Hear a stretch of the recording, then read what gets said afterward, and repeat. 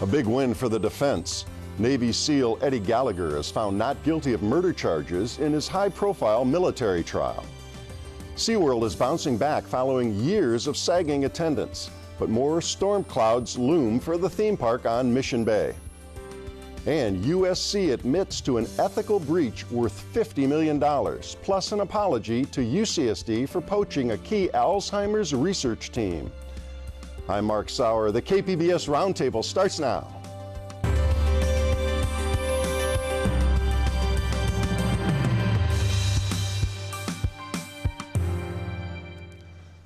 Welcome to our discussion of the week's top stories. I'm Mark Sauer, and joining me at the KPBS Roundtable today, KPBS military reporter Steve Walsh, reporter Gary Robbins from the San Diego Union-Tribune, and also from the UT, Lori Weisberg, who covers tourism and marketing.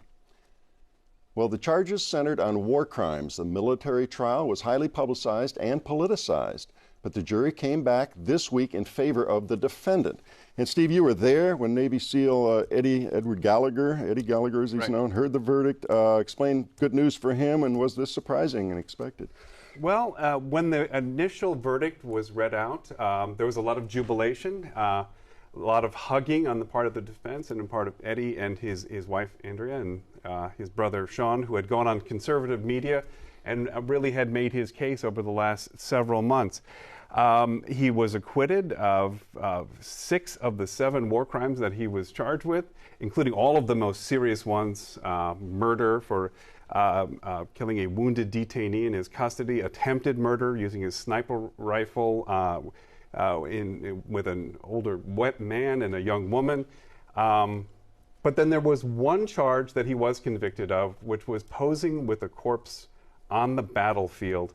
And so when he came back on for the sentencing in military court, they go right into the sentencing, and he was given on this lesser charge the maximum, 4 months. And that seemed to be unexpected. It didn't appear as if the Gallaghers were expecting that he was going to lose his chief's rank, be deducted 1, and be have to spend 4 months in jail.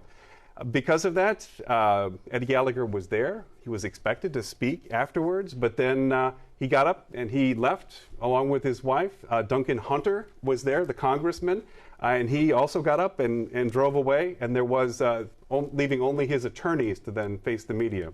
Now, remind us the specifics on that charge that he was convicted on. It was holding this dead ISIS fighter's head, right? And what were the specifics on that? He's talking about his knife. Exactly. Boy, if you're a prosecutor, and could you think of anything better than you have a photo of your suspects holding the head of the victim with his knife underneath him, with the caption that he texted out, "Good story, got him with my hunting knife."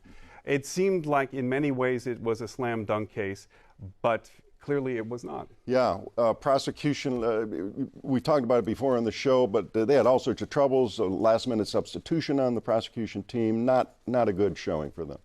No.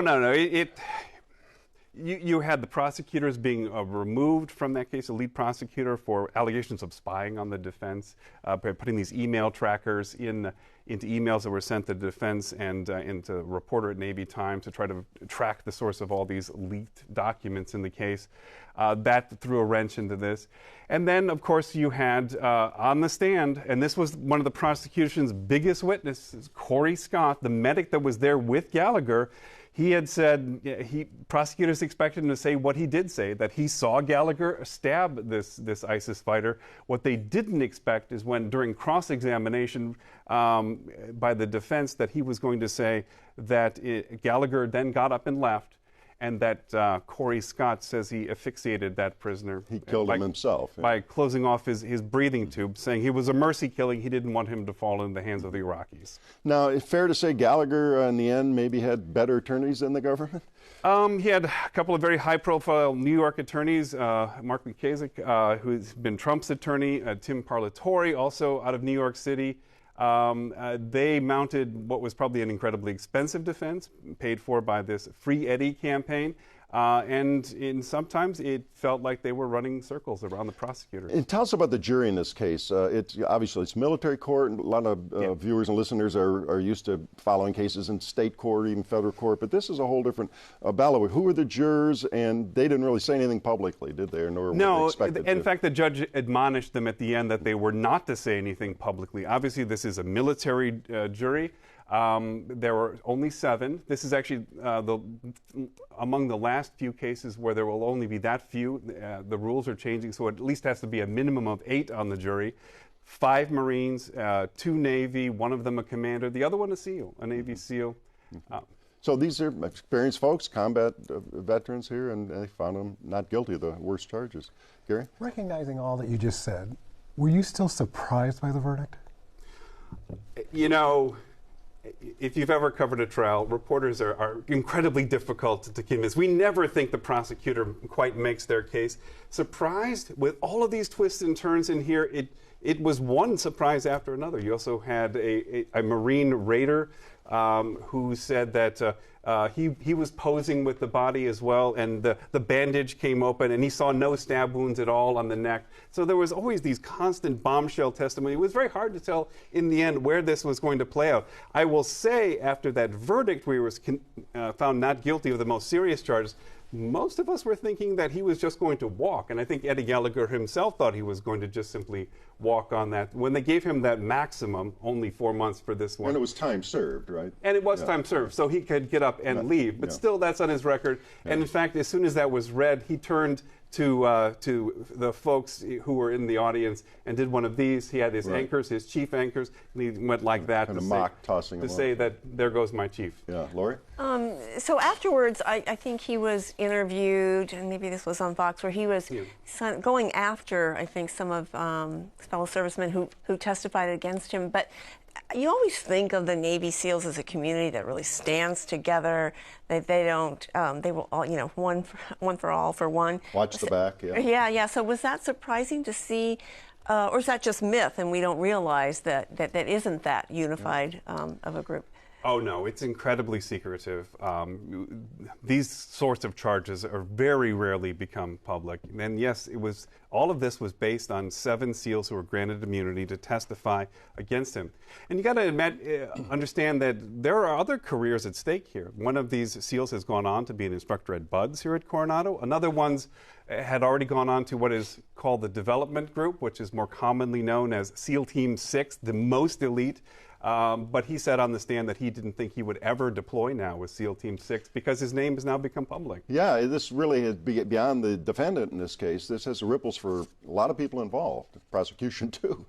Indeed, you have to wonder. There's got to be a lot of soul searching. The lead investigator from a naval investigator, Joe Warpinski from NCIS, he'd only been there 2.5 years before he was given the lead investigation of this incredible, what you would imagine would be a very high-profile war crimes trial. The defense made a lot of that. They said there are just a lot of mistakes. Of course, on the other side of this, many of these SEALs who were testifying under immunity were incredibly reluctant. They did not want to go. So it made it harder for the prosecution to interview their witnesses in advance. And in the end, the defense showed all the reasonable doubt that they needed to have him acquitted on most of these charges. All right, we got about a minute left in this segment. I wanted to talk a little bit about the impact, if any, all this has on the reputation of the elite SEALs program. I mean, it had a pretty sterling reputation, has had. Yeah. Sure. I would think that the bigger impact is going to be on NCIS and the JAG community in general. This seemed at the beginning to be a slam dunk for prosecutors. You're not going to get a photo of the defendant with the actual supposed murder weapon in your hand with text basically confessing to it. But when it comes to the SEALs, I mean, we send special operations forces into all sorts of parts of the world because they know how to follow the rules, including not posing with a corpse in the battlefield, which can become propaganda. So yeah, it's a gift to the terrorist, right? Indeed. In fact, the lead commander in Iraq at that time said basically that on the stand, that they did not want to see these kind of. So going forward, there's a tremendous amount of trust. They have to work with partner forces around the world. It's going to raise some questions. All right, we'll move on, but we'll certainly watch the fallout there going forward. It was quite a trial, quite an incident. Well, the black mark left by blackfish is finally fading away. SeaWorld this past year racked up impressive gains in attendance, a surge in value of its stock, and good reason to think the bad old days are over, at least for now. And Lori, let's start by reminding us about blackfish and the devastating effect that documentary had on our theme park here. So that was a documentary that was released in 2013. It focused on a particular killer whale, Tilikum, who was responsible for, we may all remember, the 2010 drowning death of a trainer at the Orlando park. And the documentary was meant to show what the filmmaker thought, and those interviewed and former trainers, was ill treatment of the orcas at the SeaWorld parks, that these are huge animals and they're confined in these what they call small tanks, and it shouldn't be. And it's so big impact. It had a big impact. So now it has come to be known as the blackfish effect. And it year after year after year, revenues and attendance went down across. They don't break it down by parks, but across all their 12 parks, and especially in Orlando and very much so in San Diego. Well, give us a sense of that. I mean, how much did it drop in terms of attendance? And talk about the stock price, too, which has come back. So the stock price in the last year doubled, because last year was the first year in 3 years that attendance rose. Mm-hmm. And then San Diego, especially, it had been dipping every year, millions. It rose by 22%. It was the highest percentage gain of any theme park in the world. So it was obviously coming from off a low bar. So it seemed like a remarkable turnaround from the days of, as I said, the blackfish effect, when they could do nothing right. And we're going to get into the turnaround and some of the changes here, but several CEOs have come and gone here, and visitors were talking about guilt for going there because of the blackfish effect. Right. There was a CEO that stepped down early on, and they brought in a new CEO, Joel Manby, who came from the Dollywood theme parks, and he made a remarkable change in that they got rid of the captive breeding of orcas, and they're going to phase out the old Shamu shows, but it wasn't enough. But that was the big thing. He said, that was big. Look, we're going to get rid of this. Make a difference, and he stepped down so a couple of years. And so now they have a new CEO. Okay. Well, let's get into that.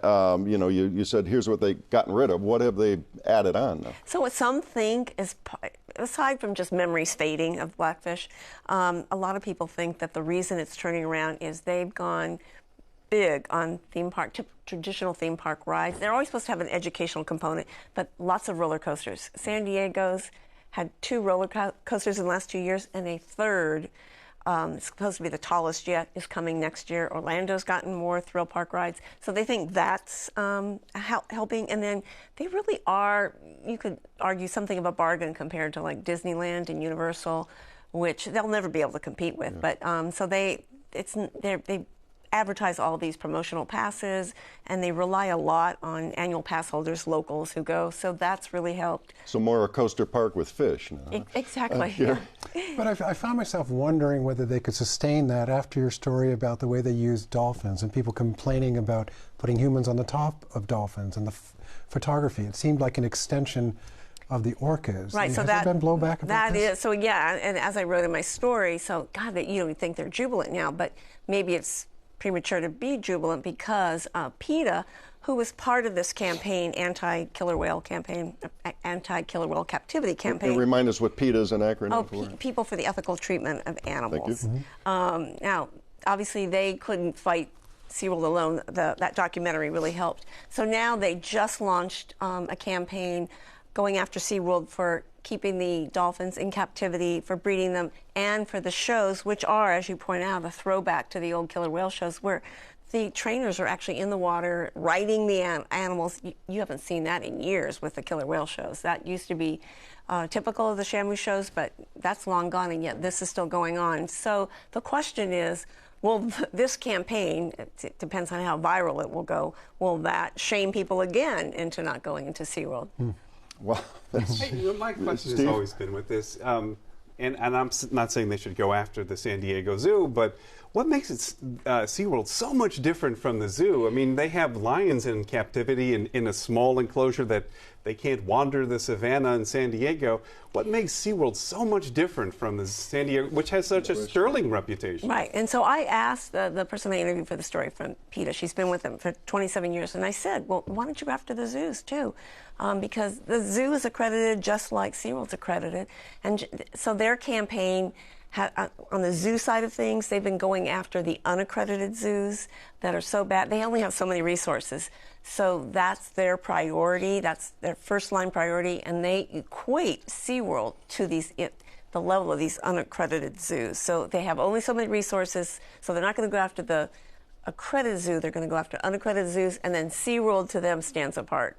And it's because of the shows, because they're riding them and it would think, and you know, they say that these animals, you know, roam miles, you know, at sea, but they can't hear. But you would think the same of the zoo animals, right? Out in the wild, they can roam forever too. So it does seem contradictory, and part of me thinks it's just a matter of resources, and that's why they're not going after the San Diego Zoo as well. Of course, the zoo would make the argument, we talked about this before on the show, that they've really set the model for big expansive exhibits and places to roam. Of course, you have the safari park in North County there with literally a lot more places to roam. I think for a while their big campaign was not holding elephants in captivity, and they have had success with that.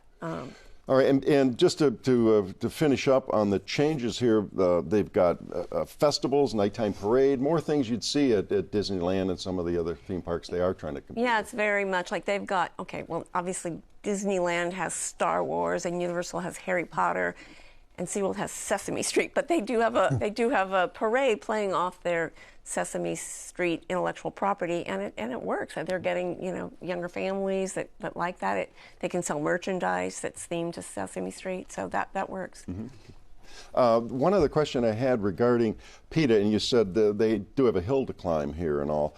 What's SeaWorld's response to their claims in all of this regarding the dolphins? They said, oh, this is just so obvious. This is so PETA. It's a publicity stunt.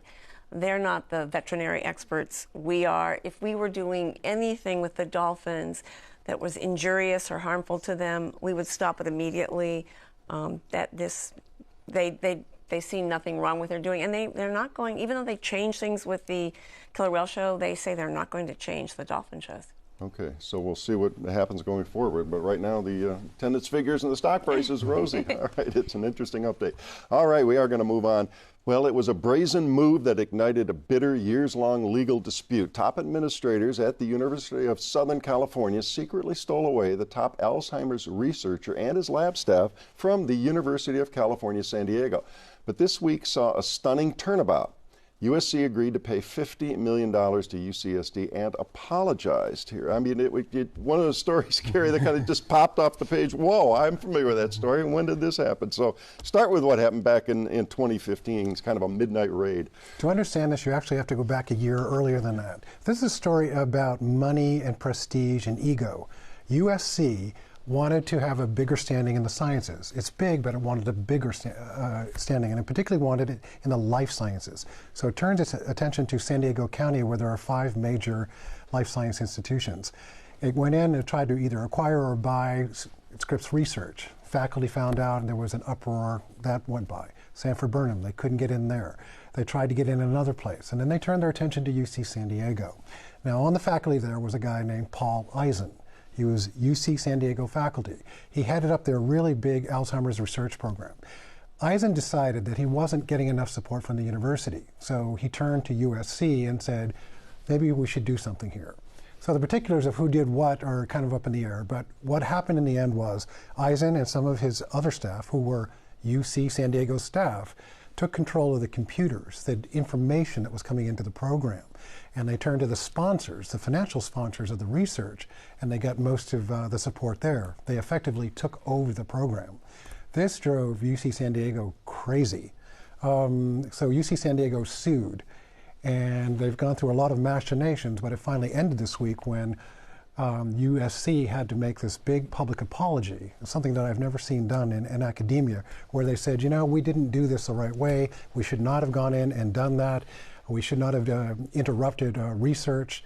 And in addition to that, there's a $50 million penalty they have to pay. In the end, I'm not sure who really gets ahead and who gets behind. They have to pay $50 million, but when they came and took over the program, they got more than $90 million in contracts. And they established a small lab in San Diego County. So they do have a little bit of a beachhead here. Yeah, and the research team is still up there at USC, right? So Eisen becomes part of USC. Right. That's how this all gets pulled off. Right. And USC apparently is saying that he's going to remain on their faculty, even though they're apologizing and said this should never have been done. So he has, a lab that's not that far from the campus. He's going to continue operating it. UC San Diego lost a lot of money in all this. They lost that $90 million, and they say they lost $343 million in money they could have gotten if there wasn't this big disruption. Is part of this, I thought I read this in the story, but is part of this that they could be more collaborative now that the lawsuit's over, the settlement? Will they work collaboratively, or no? Is it still going to be this major rivalry? I think there's going to be a major rivalry for another reason. One of the reasons that no one in San Diego seemed to want USC here was they didn't want USC coming in with this great ability to raise private donations coming into San Diego County. They didn't want USC to come in here and start tapping the big donors of Orange County like Irwin Jacobs and Conrad Premis, the late Conrad Premis, and Denny Sanford. They didn't want that kind of competition here. They're just not welcome. Plus, they also thought USC was trying to buy prestige rather than develop it. So rather than develop their own scientific programs, they were coming in to acquire an institution or acquire a piece of UC San Diego. That is not going to be easily forgotten. Now, there's an intriguing subplot to this whole thing, and that's the USC School of Medicine dean, who was supposedly the mastermind behind all of this. Your sister paper, the LA Times, had a tremendous expose, and give us the thumbnail on that one. So they did say that, but I still find this whole intrigue confusing. They talk about Eisen turning to him and to the provost and everybody saying this would be a really good idea. I'm not clear in the end who exactly did what. All that we know is it was wrong, right, and that USC had to make a public apology and pay a lot of money. And they talked about we've breached ethics, this isn't done. Yes, they did. I mean, to play devil's advocate, you could say, well, you got a superstar researcher here. Ball teams go after a superstar and they recruit them in and throw big bucks at them, and they did throw big bucks. He was making a lot more money going to USC, right? Well, personally. Yeah, but USC offered to give him a lot more money and to loan him money and then to cut what he borrowed. There was a big financial incentive for Eisen to join the USC faculty and move that program into the possession of USC. Mm-hmm. Now, UC San Diego is one of the big research institutions. It goes out and hires people from other institutions all of the time. That's a known game that everybody plays. What was done here, though, was secrets. In fact, there was Eisen and some of his staff, and they came to be known as double agents because they were posing as UC San Diego in interest, but following the interests of USC. I know this is very confusing. It really is very confusing. Well, that's why it's so intriguing, because you don't think of academia here to have these kind of hardball tactics and intrigue.